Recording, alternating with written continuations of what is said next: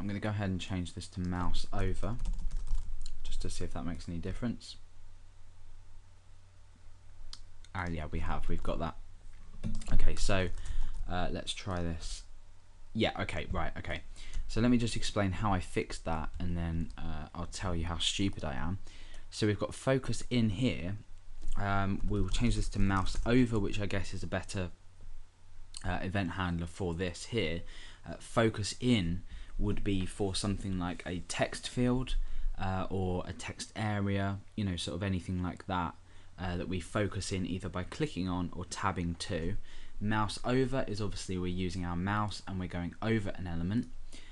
The other thing that I didn't do is I set, well, we'll see with just changing mouse over, we don't have any div displayed. And this is because using var here, this title variable belongs to this function here. And when we apply it in title in another function, it's not globally available.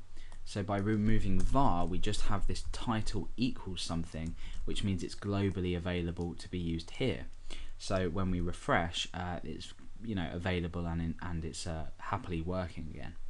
So yeah, that was a bit long-winded, and we had a couple of problems with obviously dealing with the code, and I moved things around and changed things around. But you know, it goes to show that you probably got annoyed at, you know, some of you might have been shouting at the screen, but eventually we fixed it, and it just goes to show that fiddling with things and thinking logically, which I'm obviously not, you know, just goes to help. So essentially, now that we've created our plugin, that's it. You know, we've outlined our plugin and we've used this and etc, etc, etc. We could go on to, for example, change some kind of setting. I'm not going to go too much into defining settings sort of, you know, normally, but what happens if we wanted to create a, say, Boolean parameter which you would fade in or not fade in? So we could supply, say, true to fade in, or false not to fade in, or just not supply it at all. So inside of here, what we want to do is we want to take a parameter in our function. So we could say, for example, fade. And what we could do is we could go ahead and, instead of using show here, we could get rid of that. And we could create an if statement which would supply, say, for example, if fade equals true, then we would want to say hash hovertext dot fade in, and then we could fade it in, say, fast or something. Otherwise, we could go ahead and say hash hovertext dot show. So now what's happening is we're allowing the user to sort of submit this parameter fade, which can be either true or false. If it is equal to true, then we fade in.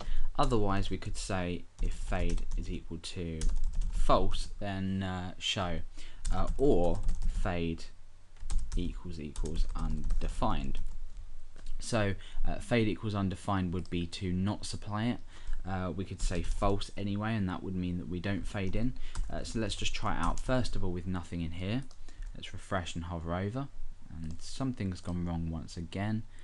Let's just double check there. If fade is equal to true. Oh no, sorry, I've supplied this in the completely wrong place. No, I haven't. So function fade fade equals true. Maybe we do need to supply it in here, so lots of things are going wrong. No, not at all. Let's just go back to plugin and let's double check this. Fade in show.